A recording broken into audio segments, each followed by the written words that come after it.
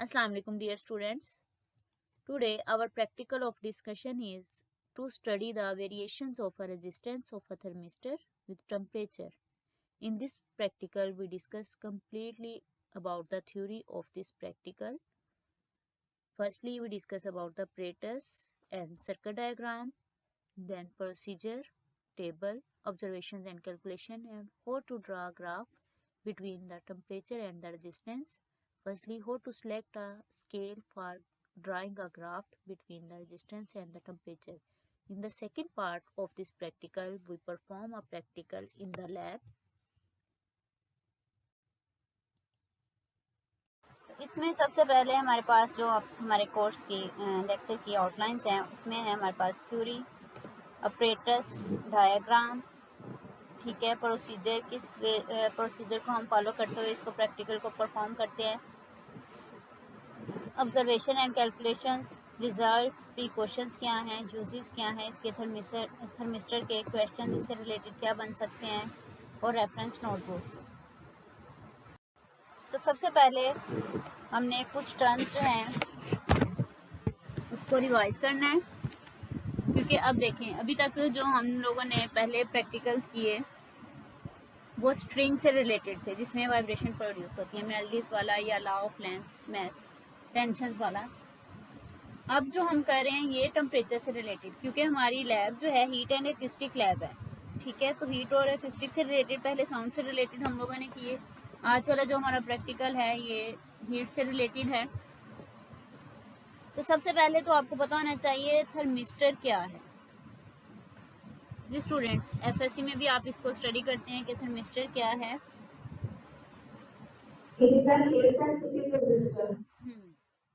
ये एक heat sensitive register है, ठीक है। थर्म का मतलब हीट, स्टर उसके रेजिस्टेंस की वजह से उसके साथ में लगा है, thermistor. It is a heat sensitive register. Temperature coefficient of a resistance क्या होता है, ये भी आप लोगों ने पढ़ा है एफएससी में। Temperature coefficient of a resistance, जी एनीवन? चले मैं इसका आपको थोड़ा सा बताती हूँ, आइडिया देती हूँ। The temperature coefficient of a resistance क्या होता है? It is the change in resistance, के रेजिस्टेंस में क्या चेंज आ रही है पर यूनिट ओरिजिनल रेजिस्टेंस, उसकी ओरिजिनल रेजिस्टेंस के पॉइंट ऑफ व्यू से, पर degree rise in temperature and it is denoted by alpha. आप लोगों ने फार्मूला पढ़ा होगा, इसको हम अल्फा से डिनोट करते हैं। टेम्परेचर कोफिशिएंट ऑफ रेजिस्टेंस को अल्फा से हम डिनोट करते हैं, ठीक है। इस तरह से भी आप अल्फा लिख सकते हैं, इसको ऐसे करके भी लिख सकते हैं, which is equal to R T, उसकी रेजिस्टेंस, ठीक है, माइनस आर नॉट उसकी रेजिस्टेंस, यानी कि पर यूनिट उसके जो चेंज आ रही है रेजिस्टेंस में वो उसको शो कर रहा है। और ओरिजिनल रेजिस्टेंस आपके पास आर नॉट से उसको हम डिनोट करेंगे, divided by R naught original जो आपके पास रेजिस्टेंस है, और जो मेजरेबल है आर टी से आप उसको डिनोट करें, इनटू डेल्टा टी, यानी कि टाइम टी जो लग रहा है। तो ये जो फार्मूला है आपके पास, जो डिफरेंस है इन चेंज इन रेजिस्टेंस है पर यूनिट ओरिजिनल रेजिस्टेंस, इसको जो हम मेजर करते हैं उसको हम कहते हैं temperature coefficient of resistance. Next हमारे पास है ओहम्स लॉ। कि ओहम लॉ आपके पास क्या होता है? ओहम लॉ सिंपल आप लोगों ने पहले भी स्टडी किया है इसके बारे में। सिंपल इसका फार्मूला हमारे पास क्या होता है? V इज इक्वल टू आई। ये हमारे पास क्या है? Ohm law.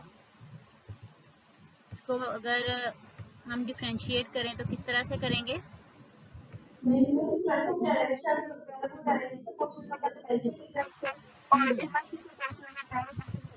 जी, कि करंट जो है वो डायरेक्टली प्रोपोर्शनल होगा पोटेंशियल डिफरेंस के और इनवर्सली प्रोपोर्शनल टू रेजिस्टेंस के।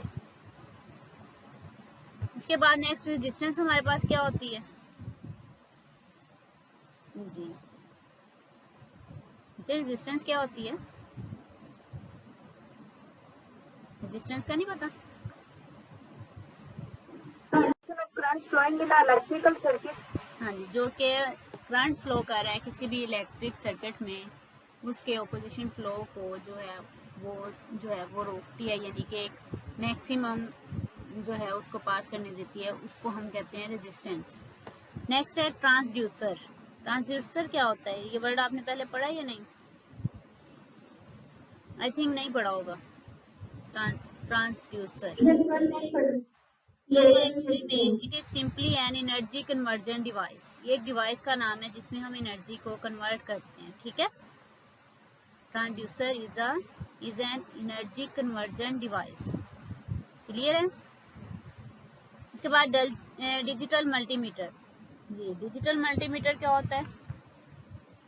ये हम लोग यूज करते हैं इसमें, ठीक है, इसलिए इसके नॉलेज जो है थोड़ा सा मैं आपको रिवाइज करवा रही हूँ।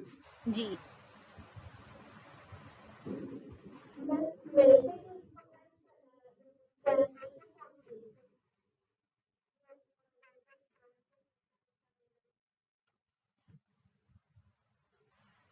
जी। और हम ये थर्मिस्टर वाला प्रैक्टिकल करते हैं, तो देन हम ये डिजिटल मल्टीमीटर जो है वो यूज़ करते हैं। इससे एक्चुअली में आप रेजिस्टेंस, अगर आपके पास होता है ना रजिस्टर, आपके पास मीटर्स होते हैं, रेजिस्टेंस आप उससे मेजर कर सकते हैं, या फिर आप इसी तरह से डिफरेंट टूल्स, पोटेंशियल डिफरेंस या फिर करंट फ्लो जो है उसमें कितना पास कर रहा है, ये आप सारे जो है वो मेजर करते हैं। तो जो मल्टीमीटर होता है उसमें मल्टी फंक्शंस होते हैं, ठीक है ना, यानी कि आप उसमें 2 से 3 थिंग्स या डिफरेंट थिंग्स जो है वो भी आप मेजर कर सकते हैं।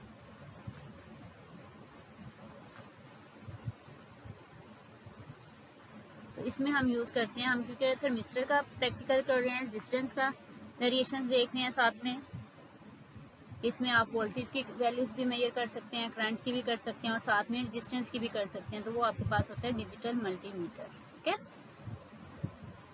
तो वो जो आपके डिफरेंट टास्क होते हैं ना, डिफरेंट मीटर्स होते हैं, जैसे ओहम मीटर होता है जो कि आपके रेजिस्टेंस को मेजर करने के लिए आप यूज़ करते हैं, ठीक है। एम्पेयर एम मीटर होता है जिसमें आप करंट मेजर करते हैं, ठीक है। वोल्ट मीटर होता है वोल्ट्स मेजर करने के लिए। तो अगर आप तीनों फंक्शंस को आप एक ही मीटर्स में कंबाइन कर दें तो वो हमारे पास होता है मल्टीमीटर, डिजिटल मल्टीमीटर, कि आप तीनों टास्क से एक ही जो डिज़ाइन मीटर है उसमें आप मेजर कर सकते हैं 1 बाय 1, ठीक है।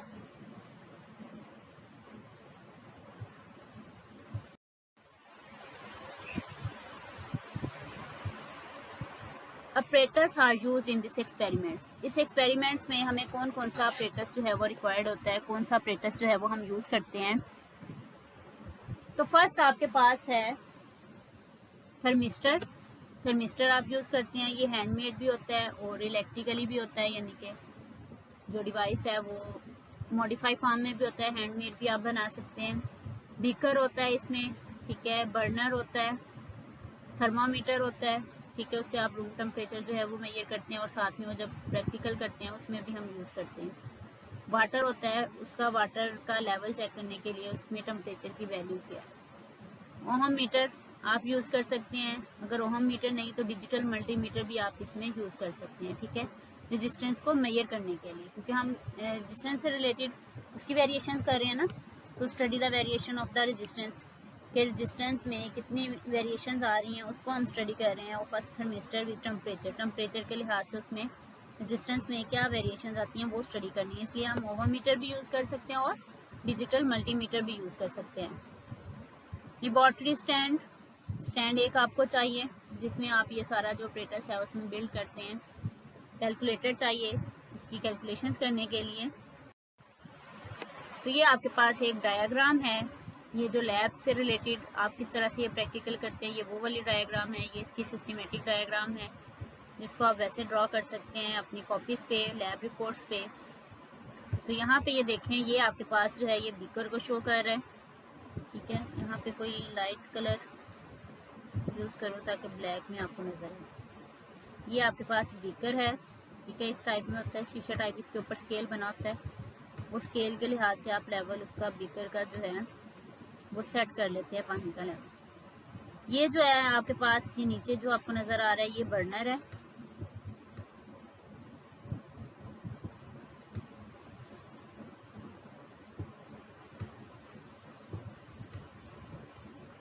जो लेबॉर्ट्री स्टैंड की बात की, ये जो आपके पास ये पूरा एक स्टैंड आपको नज़र आ रहा है, ये अपर साइड पे ये आपके पास लेबॉर्ट्री स्टैंड है।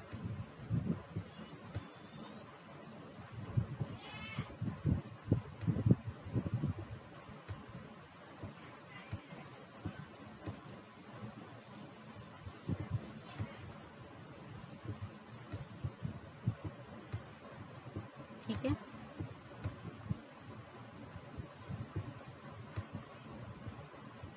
और ये आपके पास इस लेबॉर्ट्री स्टैंड के साथ यहाँ पे एक आपके पास रबर टाइप होती है, उसमें आप फिक्स करते हैं ये थर्मामीटर। ये आपके पास थर्मामीटर है, जस्ट मैं टी लिख रही हूँ यहाँ पे, ये थर्मामीटर। और ये जो ब्लैक कलर का आपको दिखाई दे रहा है, ये हमारे पास थर्मिस्टर है, इसको आप वाटर के अंदर रखते हैं। ठीक है, थर्मिस्टर।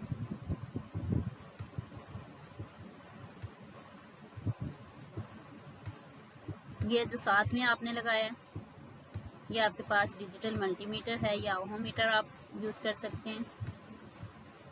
ये आपके पास ये ओहोमीटर है, ये आपके पास जो है साथ में करंट की मेजरमेंट के लिए, डिटेक्शन के लिए ये आपके पास होगा साथ में मीटर। ठीक है, तो ये आपके पास एक ऑपरेटर्स है जो इसमें रिक्वायर्ड है, जो भी हमने डिस्कस किया। ये इसकी सिस्टमेटिक डायग्राम है, ये यहाँ पे इस डायग्राम में ये आपके पास थर्मामीटर है, ये आपके पास जो है वो रजिस्टर होगा, थर्मिस्टर होगा। यहाँ पे वोल्ट मीटर आपने ये लगाया, मिलियन पेयर मीटर में भी आप इसके करंट जो है वो मेजर कर सकते हैं मीटर में। ठीक है, उसको मॉडिफाई करके आप एक बना लेते हैं। ये मल्टीमीटर है। ठीक है, यहाँ से करंट फ्लो क्या आएगा, एक रेजिस्टेंस लगी हुई है, ये उसके जो इंटरनल डायग्राम होती है वो है आपके पास। ठीक है,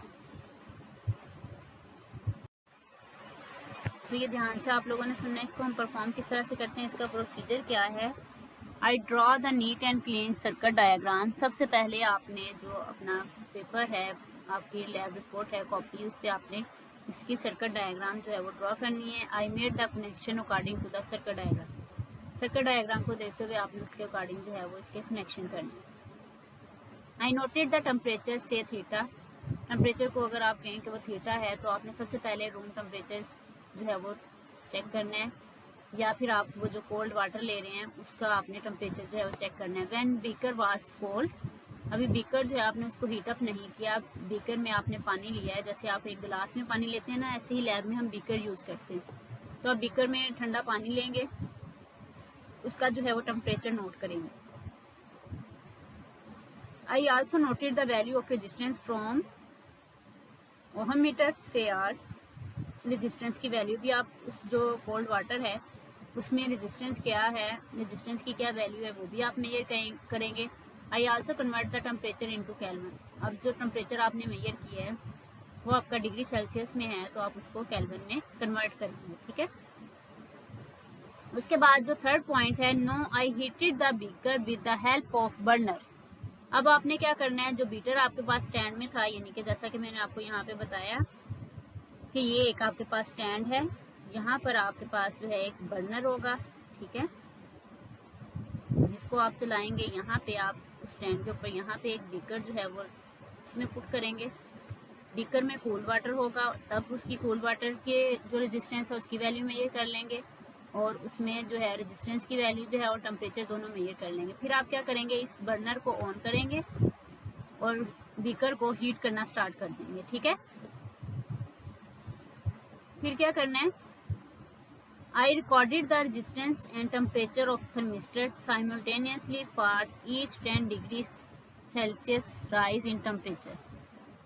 ठीक है, यानी कि 10 डिग्री तक जब आपका टेम्परेचर इंक्रीज कर जाए, यानी कि इसके अंदर थर्मामीटर भी तो इम्पोर्ट है ना, जो ऊपर से स्टैंड के साथ जो आपका लेबॉर्ट्री स्टैंड है यहाँ पे, इसके साथ से आपने इसके अंदर, और इसमें प्रिकॉशंस में ये होता है कि आपने टेम्परेचर जो थर्मामीटर है वो टच ना करे। थर्मिस्टर भी इसमें यहाँ पे होता है, ठीक है, बीकर में, और ये बीकर की सरफेस के साथ टच ना करे, बिल्कुल सेंटर में हो आपका थर्मामीटर, और थर्मिस्टर के साथ भी टच ना करे।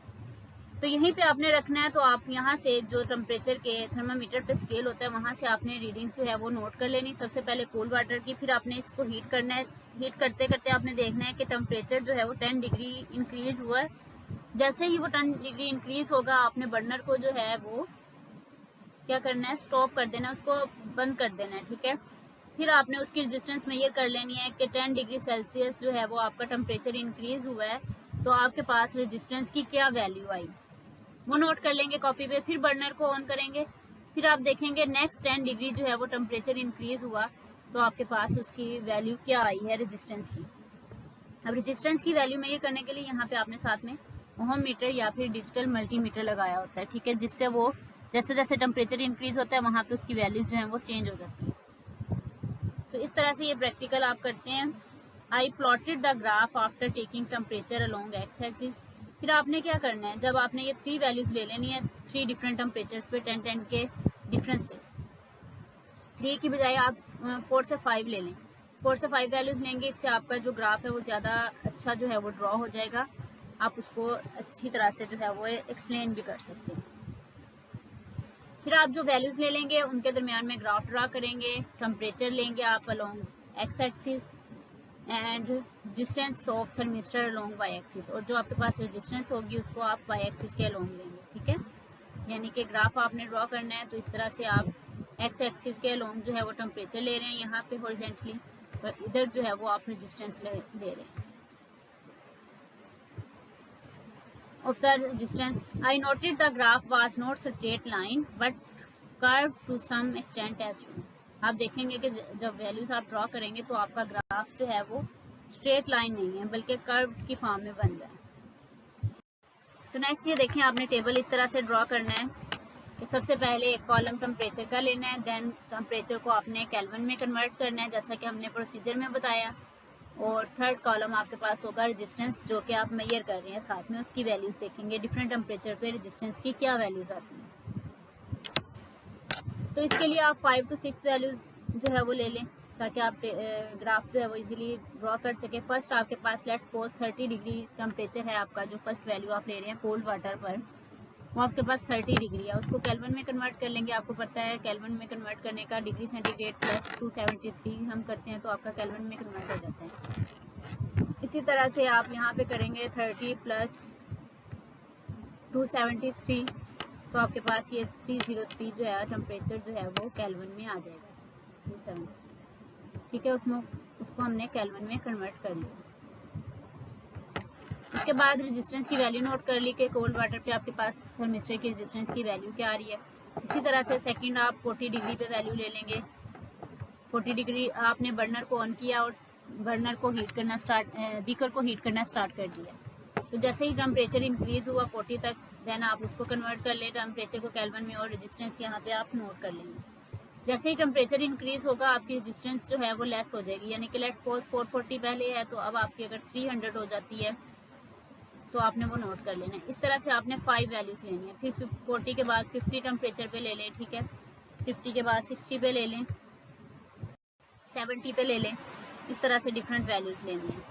उसके बाद रिजल्ट आपके पास आ जाएगा the resistance of thermistor decreases with rise in temperature, जो कि आप अपने टेबल से और आपने जो वैल्यूज़ ली हैं उनको देखते हुए आप बता सकेंगे कि हमारे पास जो रेजिस्टेंस आ रही है थर्मिस्टर की, अगर वो डिक्रीज़ करती है टेम्परेचर जब इंक्रीज़ करता है, यानी कि टेम्परेचर इंक्रीज़ करने से उसकी रेजिस्टेंस जो है वो डिक्रीज़ कर रही है, या सेकंड वर्ड्स में इसके वाइस वर्सा जो आप लिख सकते हैं कि आपके पास जो टेम्परेचर इंक्रीज़ कर रहा है तो रेजिस्टेंस डिक्रीज़, या फिर आप लिख सकते हैं रेजिस्टेंस इंक्रीज़ कर रही है तो टेम्परेचर डिक्रीज़ आ रहा है। दोनों तरह से आप इसको लिख सकते हैं।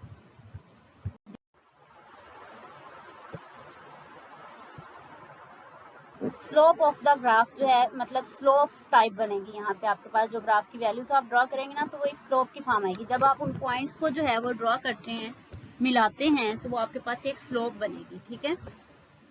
तो वो जो स्लोप हमें पता है ग्राफ की वो y/x होती है, यानी कि जो आपके पास वर्टिकली एक्सिस में वैल्यूज होती हैं वो डिवाइडेड बाय जो आपके पास हॉरिजॉन्टली वैल्यू होती है y/x, जो कि मैथमेटिक्स में हम फार्मूला पढ़ते हैं, तो वो आपके पास जो है y/x की फॉर्म में आप लिखते हैं स्लोप को, ठीक है, y/x की फॉर्म। तो देन हम उसकी वैल्यू निकालते हैं, यानी कि डेल्टा r आपके पास वर्टिकली और डेल्टा t आपके पास हॉरिजॉन्टली।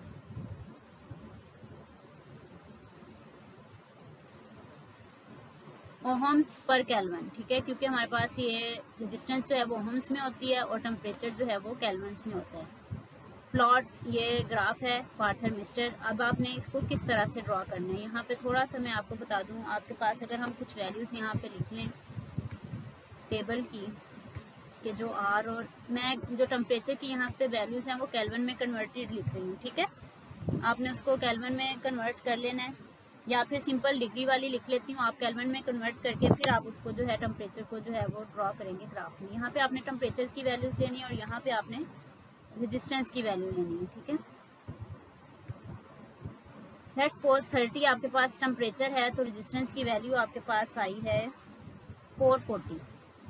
30 टेम्परेचर है और रेजिस्टेंस की वैल्यू है 440। पहले मैं यहाँ पे वैल्यूज़ लिख लेती हूँ, फिर मैं आपको बताऊँगी टेम्परेचर का स्केल आपने जो है, और सॉरी स्केल किस तरह से इसका जो है वो सिलेक्ट करना है और किस तरह से वैल्यूज़ बनानी है। ये आपने ग्राफ खुद ड्रॉ करने हैं, जब आपने प्रैक्टिकल को परफॉर्म करना है तो ये ग्राफ ड्रॉ करने हैं। सेकेंड, आपका टेम्परेचर जो है वो 40 डिग्री है, ठीक है, और जो आपके पास रेजिस्टेंस की वैल्यू आई है लेट्स सपोज वो है 230।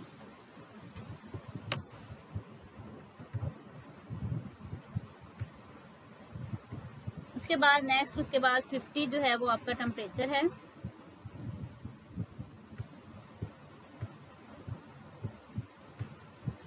और आपके पास लेट्स सपोज 160 जो है उसकी रेजिस्टेंस आई है। फिर आपके पास 60 जो है वो टेम्परेचर है, और आपके पास जो रेजिस्टेंस है वो आपके पास आई है 132। चलें, ये 4 वैल्यूज़ मैंने लिखी हैं, चलिए एक और लिख लेते हैं, 5 वैल्यूज़ आप ले लें। 70 टेम्परेचर है, तो आपके पास जो है वो वैल्यू आई है लेट्स सपोज 90 ओहम रेजिस्टेंस की वैल्यू, ठीक है। अब आपने इसका टेबल ग्राफ जो है वो ड्रॉ करना है। ग्राफ ड्रॉ करने का सबसे पहले जो मेथड है,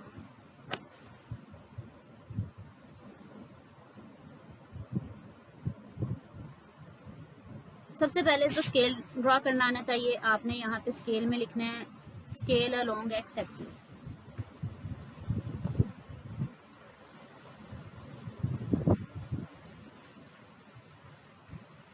सबसे पहले ऊपर आप लिखें स्केल, इसको मैं रेस कर लूँ, यहाँ पर आप लिखेंगे स्केल,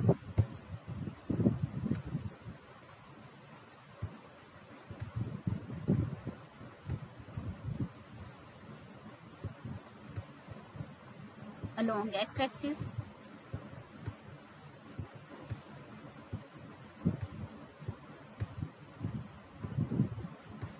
ये स्टूडेंट्स मोस्टली जो ना उनको स्केल ग्राफ ड्रॉ करने का पता नहीं चलता कि ग्राफ हम लोगों ने किस तरह से ड्रॉ करना है।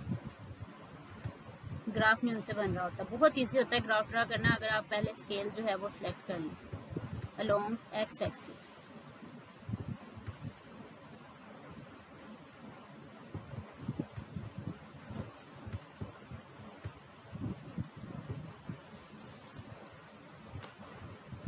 उसके बाद जो है आप उसको किस तरह से सिलेक्ट करेंगे। लेट्स सपोज जो आपके पास ऐसे बॉक्स होते हैं ना ग्राफ पेपर पे, एक इस तरह से बड़ा बॉक्स होता है, उसके अंदर 10 छोटे होते हैं, ठीक है, इस तरह से बॉक्स बने होते हैं ग्राफ पे। तो आप वो 1 बिग बॉक्स ऐसे लिख लें कि 1 बिग बॉक्स में आप 10 वैल्यूज़ ले रहे हैं, ठीक है, कि 10 टेम्परेचर तक ले रहे हैं। या आप लिख लें 1 बिग बॉक्स जो है वो 20 डिग्री टेम्परेचर के इक्वल है। 1 बिग बॉक्स इक्वल टू 10 का अगर आप लेते हैं तो यहाँ पे 10 लिख लें।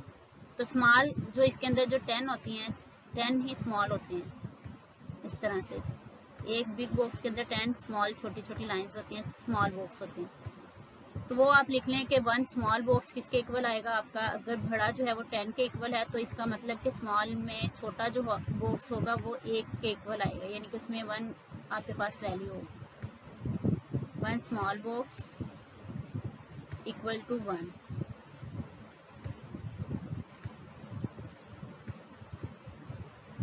ठीक है, इस तरह से आपने ले लिया। उसके बाद इसी तरह से आप लेंगे स्केल अलोंग वाई एक्सिस।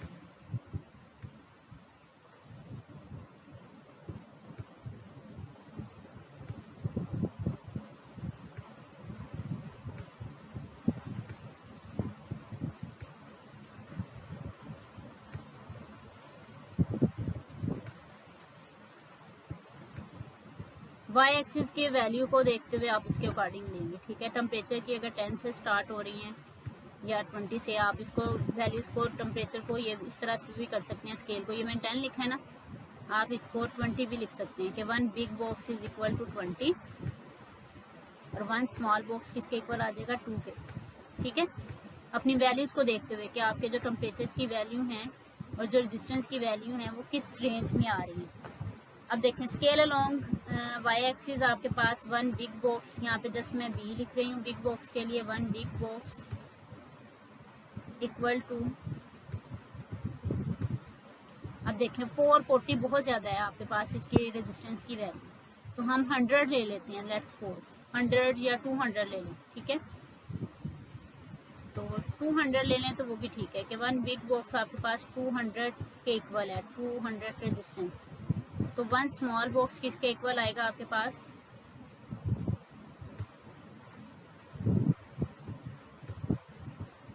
वो किसके इक्वल आएगा, 200 का है ना, तो 10 बॉक्स होते हैं, 10 पे डिवाइड कर लें तो 20, ठीक है। तो ये आपके पास 1 स्मॉल बॉक्स जो है वो 20 के इक्वल आएगा। इस तरह से आपने ग्राफ के ऊपर एक साइड में कॉर्नर में स्केल जो है वो आपने सेलेक्ट किया है, वो लिखना है। वो अगर आप मेंशन नहीं करेंगे तो आपका ग्राफ जो है वो ठीक से ड्रॉ नहीं होगा, आप उसको वेरीफाई नहीं कर सकते कि किस तरह से आपने वैल्यूज़ ली हैं ग्राफ में, तो आपने का ये ग्राफ बन रहा है, ठीक है।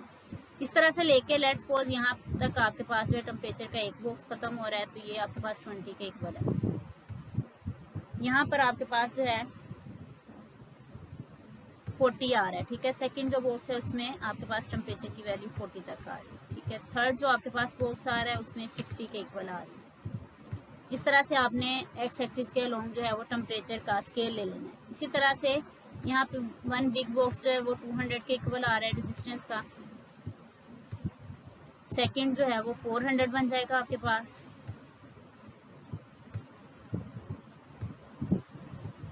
थर्ड जो है वो आपके पास 600 बन जाएगा,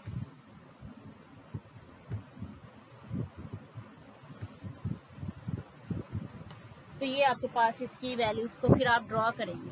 अब देखें 20 के बाद यहाँ पे सेंटर में कहीं पे जो है वो 30, अब मैं इसका कलर चेंज करती हूँ ताकि आपको ईजी हो। यहाँ पे तकरीबन 30 होगी टेम्परेचर की वैल्यू। अब टेम्परेचर की वैल्यू जब 30 है तो आपके पास रेजिस्टेंस की वैल्यू क्या आ रही है, 440, तो ये 400 है, यहाँ पे तकरीबन 440 होगा और यहाँ पर ये 30। यहाँ से आपने ये लाइंस नहीं लगानी, जस्ट आपने उसको डॉट से लेड पेंसिल से करते हुए पॉइंट्स को मिला देना कि यहाँ पे आपके पास वैल्यू। सेकंड देखें आपके पास 40 हो गया टेम्परेचर, ये आपके पास 40 और रेजिस्टेंस की वैल्यू क्या आ गई 230, ये आपके पास 200 है, यानी कि यहाँ पे इसके अलोंग यहाँ पे ये 40 है आपके पास, ठीक है। सेकंड वैल्यू जो है वो आपने इस तरह से ड्रॉ कर दी। थर्ड देखें 50 आपके पास टेम्परेचर हुआ, ये 50 सेंटर में होगा यहाँ पे कहीं, ठीक है। ये 30 है तो ये आपके पास आ जाएगा 50।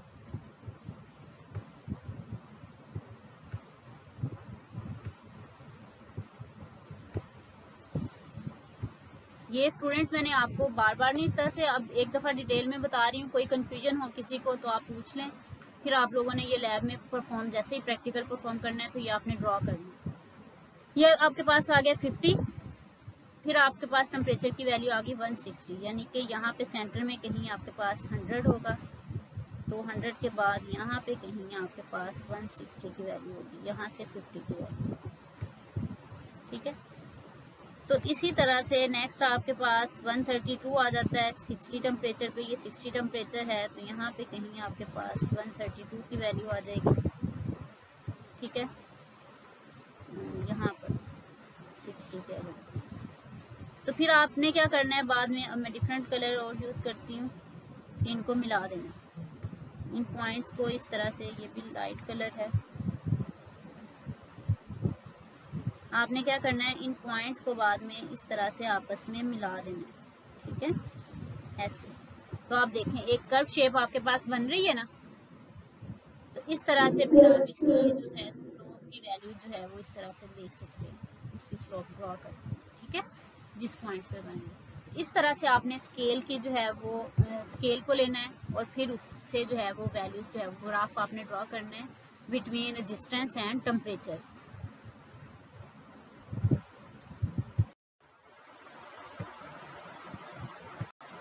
प्रिकॉशंस है, water should be stirred continuously. जो पानी है वो बिल्कुल साफ़ सुथरा आपका होना चाहिए, उसको जो है वो कंटिन्यूसली आप उसको चेक करेंगे। उसको अगर दोबारा से रीडिंग से लेनी है, आपके एक दफ़ा ले लिया है ग्रुप ने, तो उसको दोबारा से चेंज करके फिर दूसरा ग्रुप जो है वो लेगा। The thermometer bulb should not touch the walls and bottom of glass vessels. ठीक है, जो आपके पास थर्मामीटर है वो आपका जो है उसको ग्लास को टच ना करे, यानी कि ग्लास वेसल यानी कि बीकर, जिसका मैंने वर्ड यूज़ किया है बीकर। ठीक है, बीकर को टच ना करें, और जो आपके पास है उसकी बॉटम को, बीकर की बॉटम को ना टच करे और बल्ब को ना टच करे, यानी कि जो आपके पास थर्मामीटर है उसको टच ना करे। इस तरह से आपने उसको उसमें पुट करना है। ये water should be stir continuously, ये यानी कि आपने वाटर को ना जब दूसरी रीडिंग्स लेनी है एक दफ़ा मिक्सअप करना है, क्योंकि वो हीट अप हो रहा है ना, गर्म हो रहा है, तो आपकी वाटर जो वैल्यू जो है वो ठीक आए उसके अराउंड करना है। ठीक है, थर्मामीटर बल्ब जो है वो टच ना करे वाल्स को और बॉटम ऑफ द वेसल को। The resistance of the thermistor should be recorded for each 10 degree centigrade rise in temperature. कि जो आपके पास थर्मिस्टर की रेजिस्टेंस है जो आप रिकॉर्ड कर रहे हैं वो हर 10 डिग्री सेल्सियस के बाद जो है वो उसकी वैल्यू जो है वो आपने रिकॉर्ड करनी है कि 10 डिग्री के गैप से। तो ये इसकी प्रिकॉशन है। नेक्स्ट है यूज़ ऑफ थर्मिस्टर, कि हम थर्मिस्टर को जो है वो यूज़ कहाँ पे कर सकते हैं। तो इसके यूजेस जो हैं वो थर्मिस्टर के वो ये हैं कि आप इसको यूज़ कर सकते हैं। It is use for temperature measurements, कि अगर कहीं पे आपने टेम्परेचर की मेजरमेंट करनी है वहाँ पे आप इसको यूज़ करते हैं थर्मिस्टर को टेम्परेचर की मेजरमेंट्स के लिए। थर्मल कंडक्टिविटी मेजरमेंट्स के लिए आप इसको यूज़ करते हैं। ठीक है, थर्मल कंडक्टिविटी भी आपने पढ़ा हुआ है। और टाइम रिलेज ये आपके पास क्या होता है, एक कंट्रोल पीरियड होता है। जब आप दो इवेंट्स के दरमियान में कोई फंक्शनिंग करवा रहे होते हैं तो उनके दरमियान में कंट्रोल करने के लिए जो है वो कंट्रोल पीरियड जो होता है उसको हम टाइम रिलेज कहते हैं। तो वहाँ पे भी हम इसको थर्मिस्टर को जो है वो यूज़ करते हैं। तो ये तो था आज का। तो सबसे पहले तो हमारे पास वही क्वेश्चन है, व्हाट इज़ थर्मिस्टर, कि थर्मिस्टर क्या है। तो जैसा कि हम लोगों ने बताया कि thermistor is a heat sensitive register, कि ये एक हीट सेंसिटिव रजिस्टर है और इसको हम यूज़ करते हैं टेम्परेचर की मेजरमेंट्स में, थर्मल कंडक्टिविटी की मेजरमेंट्स में। उसके बाद है define temperature coefficient, temperature coefficient को आपने डिफाइन करना है। तो टेम्परेचर कोफिशिएंट जो है वो है आपके पास, इट इज़ द चेंज, जैसा कि मैंने स्टार्ट में आपको बताया था इसकी थ्योरी में, उससे भी आप इसको एक्सप्लेन कर सकते हैं कि हमारे पास ये चेंज है रेजिस्टेंस में पर यूनिट ओरिजिनल रेजिस्टेंस के पॉइंट ऑफ व्यू से। डिग्रीज राइज इन टेम्परेचर, के टेम्परेचर कितना उसमें इंक्रीज हो रहा है पर डिग्री के हिसाब से, and it is denoted by alpha, और इसको हम अल्फ़ा से डिनोट करते हैं। और इसका फार्मूला मैंने आपको बताया है कि alpha is equal to R T minus R naught over R naught delta T. तो ये आपके पास है temperature coefficient of a resistance. उसके बाद नेक्स्ट है आपके पास व्हाट इज़ ट्रांसड्यूसर्स। ट्रांसड्यूसर्स क्या हैं ये भी मैंने आपको बताया। It is simply an energy conversion device. Simply अगर इसका हम आंसर करें तो ये आपके पास एनर्जी कन्वर्जन डिवाइस होती है जिसमें हम एनर्जी को कन्वर्ट करते हैं। What is the range of thermistor resistance, क्या रेंज होनी चाहिए हमारे पास थर्मिस्टर रेजिस्टेंस की।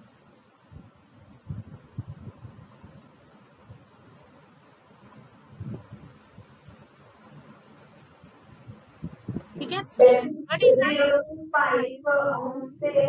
200 हाँ जी 200 या 100 मेगा ओहम्स आप कह सकते हैं। 100 मेगा ओहम्स तक होती है 0.5 ओहम से लेके इसकी रेजिस्टेंस की रेंज। ठीक है, उसके बाद है what is the circuit symbol for a thermistor. Circuit symbol क्या होगा आपके लिए पास थर्मिस्टर के लिए, तो उसको मैं ड्रॉ करके आपको बताती हूँ किस तरह से आप सर्किट सिंबल जो है, अगर सर्किट डायग्राम ड्रॉ करनी है सिस्टमेटिक, तो फिर आप उसको किस तरह से शो कर सकते हैं। कि ये आपके पास इस फॉर्म में इस तरह से ड्रॉ करके एक लाइन है उसके ऊपर इस तरह से ड्रॉ कर, तो ये इसका सर्किट सिंबल होगा फॉर थर्मिस्टर के लिए। किसी भी अगर सर्किट डायग्राम में आपने इसको ड्रॉ करना है कि यहाँ पे थर्मिस्टर है, तो इस तरह से आप इसका सिंबल जो है वो ड्रॉ करें। What are the uses of thermistor, ये भी अभी जैसे कि मैंने आपको बता दिया है, टेम्परेचर मेजरमेंट्स में एंड थर्मल कंडक्टिविटी मेजरमेंट्स में हम इसको यूज़ करते हैं। इस thermistor suitable for temperature measurements, क्या थर्मिस्टर जो है वो टेम्परेचर मेजरमेंट के लिए सूटेबल है? तो इसका क्या आंसर होगा? जिस देखेंगे कैसे कि जो आपके पास थर्मिस्टर है is very sensitive to temperature changes, hence it is extremely useful for precise measurement of temperature. से इससे हम प्रीसाइज मेजरमेंट जो है वो टेम्परेचर की ले सकते हैं, क्योंकि ये सेंसिटिव थर्मिस्टर है, यानी कि सेंसिटिव टू टेम्परेचर चेंजेस के लिए सेंसिटिव है। तो ये इसका आंसर है। तो इस तरह से रिलेटेड जो है वो आपके पास वाइवा से रिलेटेड क्वेश्चंस होते हैं, जो कि हम लोग आप लोगों से पूछे जा सकते हैं ड्यूरिंग द प्रैक्टिकल एग्ज़ाम्स के वाइवा। अगर आपसे सुना जाए तो वो जो भी आपके प्रैक्टिकल्स में टर्म्स यूज़ हो रही हैं या नेम्स जिन चीज़ों के यूज़ हो रहे हैं, या प्रैक्टिकल किस तरह से परफॉर्म कर सकते हैं, कोई भी इससे रिलेटेड क्वेश्चन इस तरह से हो सकते हैं, तो आपको ये आने चाहिए इनसे रिलेटेड थ्योरी। जी स्टूडेंट्स, ये था हमारा आज का प्रैक्टिकल, जिसमें हमने देखा कि किस तरह से हम वेरीफाई करते हैं वेरिएशंस ऑफ रेजिस्टेंस को with in thermistor with the temperature, कि टेम्परेचर का क्या इफेक्ट होता है रेजिस्टेंस के साथ, कैसे वेरी करती है, या रेजिस्टेंस जो है वो टेम्परेचर के साथ कैसे वेरी करती है यूजिंग थर्मिस्टर। इसकी हम लैब में परफॉर्मेंस करेंगे इसके पार्ट 2 में। तो ये हमारा था पार्ट 1, जिसमें हमने इसकी कंप्लीट जो है वो किस तरह से हम इसको परफॉर्म करते हैं, सारा प्रोसीजर, उसकी डायग्राम, ईच एंड एवरीथिंग जो है वो डिस्कस की। इंशाल्लाह in the next practical, in the next part हम इसको परफॉर्म करेंगे। If you have any problem then you can ask me on comment box. Thank you so much. अल्लाह हाफिज़।